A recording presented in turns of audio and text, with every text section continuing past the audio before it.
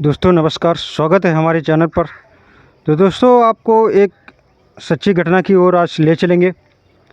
तो दोस्तों इस समय बरसात का महीना चल रहा है और काफ़ी गर्म पड़ रही है, जिससे जीव जंतु काफ़ी व्याकुल हैं और परेशान हैं।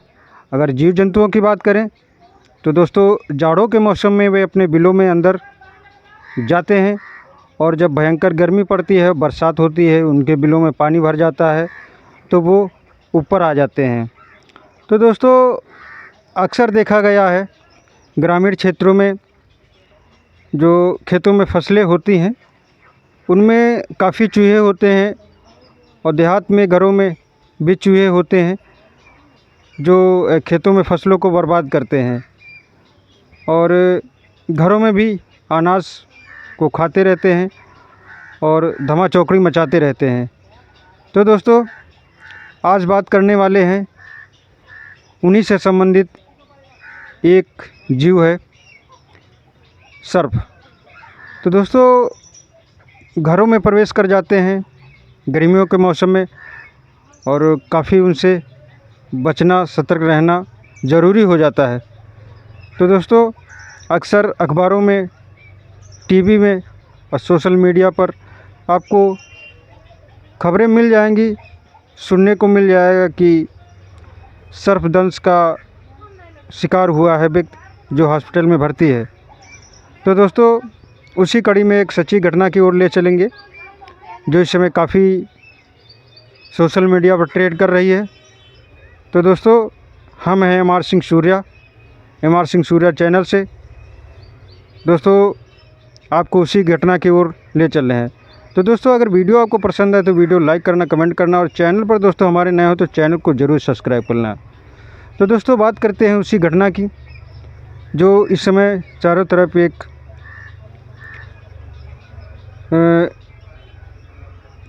लोग जान रहे हैं उसको और एक हंगामा का अभिप्राय बन गई है। तो दोस्तों ये घटना है उत्तर प्रदेश के फ़तेहपुर ज़िला, थाना मालवा लगता है और जो उसके अंतर्गत गांव आता है सोरा। सोरा में एक परिवार रहता है जिसमें रहते हैं विकास दुबे।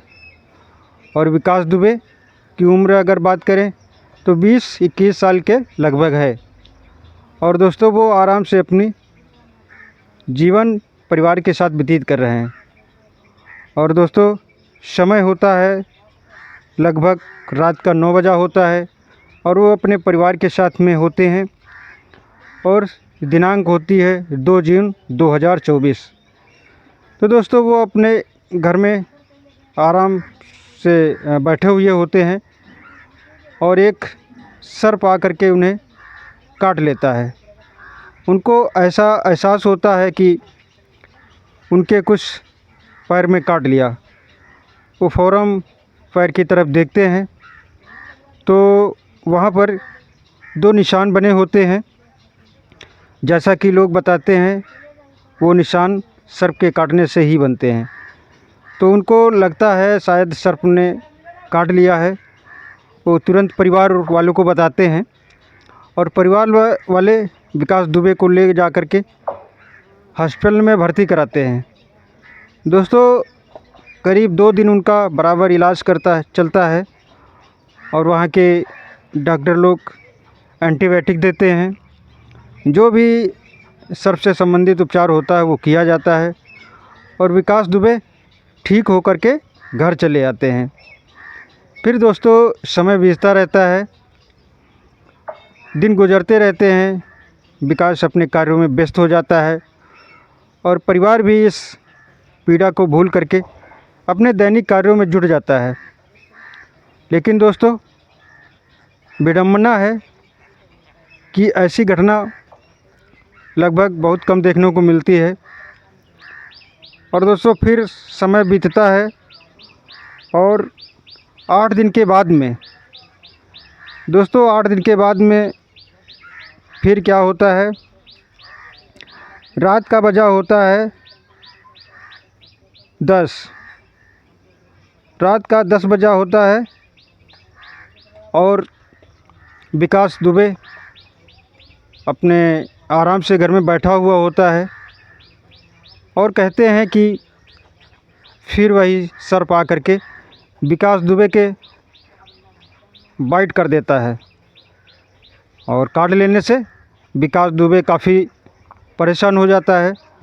परिवार वालों में हाहाकार मच जाता है। फिर क्या होता है दोस्तों, विकास दुबे को फिर वही प्रक्रिया पुरानी, हॉस्पिटल ले जाते हैं और वहाँ फिर 2 दिन अच्छे डॉक्टरों की उपस्थिति में इलाज होता है, एंटीबायोटिक दिया जाता है और विकास दुबे फिर इस बार भी सर्पदंश से बच जाता है। लेकिन दोस्तों ये धीरे धीरे बात पूरे गांव में फैल गई। गांव के लोग आकर के उनके घर पर भीड़ लगाते हैं और लोग तरह तरह की बातें करते हैं। अभी से दोस्तों दूसरी बार ही सर्प ने अपना शिकार बनाया विकास दुबे को और लोगों में चर्चा की बात बन गई। लोग एक दूसरे से तरह तरह की बातें करने लगे।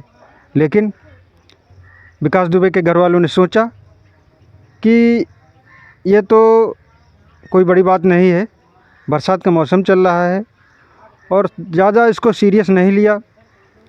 उन्होंने सोचा हो सकता है दूसरी बार भी पैर पड़ गया हो या कुछ ऐसा हुआ हो, घर में अगर सांप है तो फिर दोबारा वो आ गया हो, पैर पड़ गया हो या कोई उसके शरीर में टच हो गया जिससे उन्होंने बाइट की।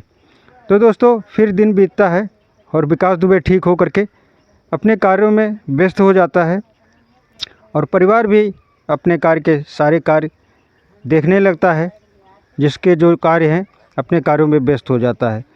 फिर दोस्तों क्या होता है, 4 दिन के बाद में 7 दिन के बाद में फिर विकास जो है सर्पदंश का शिकार हो जाता है और उस समय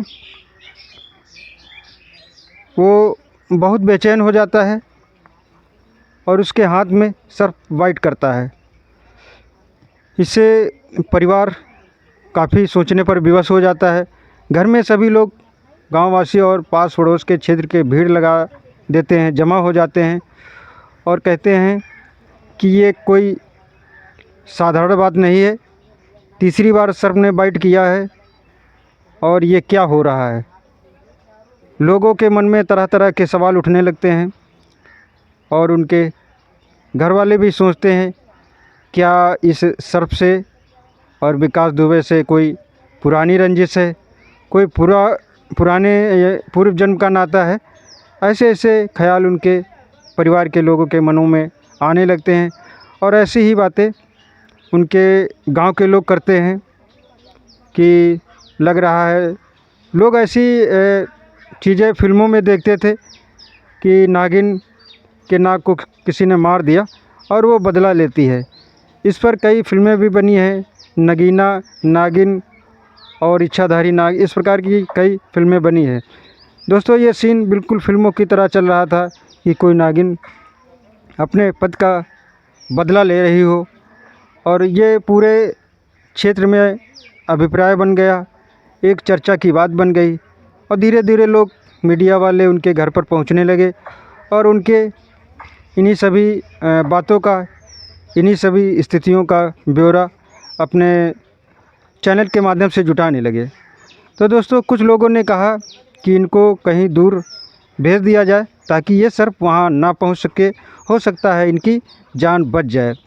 और दोस्तों विकास दुबे कहते हैं कि ये जब सर्प काटने वाला होता है तो 2-3 दिन पहले ही उनको इसका एहसास हो जाता है, क्योंकि उनके दिमाग में उलझन होने लगती है और पूरे शरीर में एक अजीब सी उत्तेजना और उलझन सी महसूस होती है।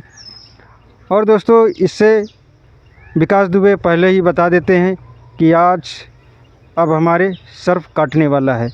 ये दोस्तों सोचने की विषय है और समझने की विषय है। अगर दोस्तों बात करें तो ये वैज्ञानिक तौर पर आए तो विज्ञान नहीं मानता है कि सर्प के कानों में सुनाई पड़ता है और दोस्तों ये विज्ञान नहीं मानता है कि कोई पूर्व जन्म भी ये इच्छाधारी नाग नागिन लेकर के बदला लेते हैं। और दोस्तों ये भी विडंबना है लोग कहते थे कि नागिन या नाग अगर उसके जोड़े पर किसी ने प्रहार किया, मार डाला, तो उसकी फ़ोटो आँखों में खिंच जाती थी। विज्ञान ऐसा नहीं मानता है। तो दोस्तों फिर क्या होता है, उसको कुछ दूर पर उसकी एक मौसी रहती थी, जहाँ उसका मोहल्ले का नाम था राधा नगर। तो दोस्तों राधा नगर गाँव में विकास दुबे अपनी मौसी के वहाँ चला जाता है और मौसी के वहाँ जा कर के रहने लगता है। अब लोगों को लगता है कि अब मौसी के वहाँ विकास दुबे की जान बच जाएगी। लेकिन दोस्तों फिर क्या होता है, 7 दिन के बाद में फिर सांप वहाँ पहुँच जाता है और विकास दुबे को फिर डस लेता है। और दोस्तों अब की बार वहाँ पूरा हाहाकार मच जाता है और फिर वही प्रक्रिया, विकास दुबे को ले जा कर के हॉस्पिटल में भर्ती करवाते हैं। दोस्तों अगर बात करें तो अब की बार ये 5वीं बार का हिस्सा था, जो 5वीं बार विकास दुबे को सर्प ने डसा था। और दोस्तों ये जा कर के वहाँ हॉस्पिटल में परिवार ने इनको भर्ती कराया और वहाँ फिर इनका 2 दिन इलाज चला और वहाँ के डॉक्टर लोग अचंभित हो गए और वो काफ़ी परेशान दिखे और उनसे पूछा भी गया तो उन्होंने बताया कि इनके सांप का ही जहर प्रतीत होता है और इस पर काफ़ी जांच प्रक्रिया प्रारंभ हो गई। दोस्तों पुलिस तक घर पहुँचते ही उनके घर टीम पहुँचेगी और उनकी एक वैज्ञानिक तरीके से जांच होनी चाहिए ताकि ये पता चल सके कि क्या ये सच है, क्या झूठ है। अगर दोस्तों बात करें तो विकास दुबे ने बताया कि हमारे स्वप्न में सर्प आया और उसने बताया कि जब हम 9वीं बार आपको डसेंगे तो दुनिया की कोई ताकत आपको बचाने वाली नहीं है, तो 9वीं बार हम आपको अपने साथ ले जाएंगे। ना तो वैद्य बचा पाएंगे, ना डॉक्टर बचा पाएंगे, ना तो ईश्वर बचा पाएंगे। ये दोस्तों उनको स्वप्न में सर्प ने कहा है। दोस्तों अब 9वीं बार काटता है तो क्या होता है, ये आने वाला समय ही बताएगा। तो दोस्तों ये एक अपने आप में विचारनीय, सोचने वाली बात है। दोस्तों हमें कोई आपको भ्रम में नहीं डालना है और कोई अंधविश्वास में नहीं डालना है, लेकिन जैसा कि ये विकास के साथ स्थितियां आ रही हैं, विकास दुबे ऐसी स्थितियों से गुजर रहे हैं, वो बात आप तक पहुंचानी थी। तो दोस्तों ये सच्चाई तभी सामने आएगी, हकीकत क्या है क्या नहीं हकीकत है, पूरी इसकी वैज्ञानिक तरीके से जांच हो और शायद जांच होगी भी, क्योंकि विकास दुबे भी काफ़ी परेशान है, उसके परिवार के सभी सदस्यगण परेशान हैं। दोस्तों ऐसे मामले बहुत कम देखने को मिलते हैं और विकास दुबे अपने आप में बहुत बेचैन है। उसको लगता है कि हमारी कैसे जान बचेगी। जैसा कि उसने बताया, हमारे स्वप्न में सांप आकर के उसने बताया कि 9वीं बार आपको कोई नहीं बचाने वाला है। तो दोस्तों इस समय ये चर्चा का विषय पूरे उत्तर प्रदेश में बना हुआ है। और दोस्तों अगर बात करें तो फतेहपुर उत्तर प्रदेश राज्य के अंतर्गत आता है, जहाँ पर ये परिवार अपना सुखीपूर्वक जीवन व्यतीत कर रहा था। ऐसी परिस्थितियाँ आ जाने के कारण पूरे क्षेत्र में चर्चा की बात बनी हुई और लोग काफ़ी भयभीत हैं। तो दोस्तों हमारे साथ बने रहिएगा। दोस्तों ऐसे हम आपको वीडियो बराबर लाते रहते हैं। तो दोस्तों ऐसी ही जानकारी के साथ आप वीडियो यहीं पर समाप्त करेंगे और आपसे विदा लेंगे। अगले वीडियो तक आपसे आपके हमारा चैनल देखने के लिए धन्यवाद। और दोस्तों वीडियो यहीं पर समाप्त करते हैं।